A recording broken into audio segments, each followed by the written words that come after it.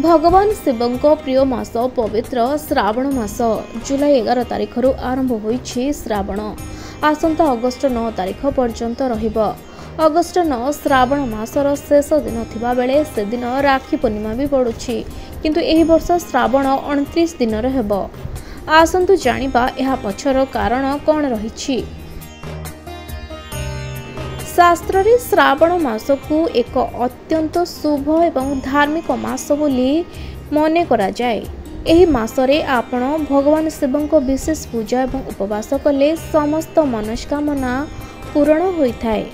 चलित वर्ष श्रावण मास 30 कि 31 दिनर नुहे, बरं केवल 29 दिनर हेबो। एथर श्रावण मासरे अनेक दुर्लभ योग सृष्टि होइछि।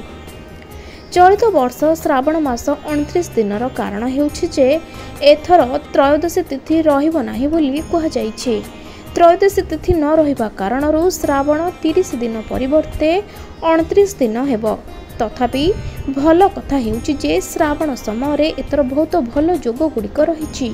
एथिपई एही वर्ष श्रावण को अधिक प्रभावशाली और फलप्रद मने करा जाइछि।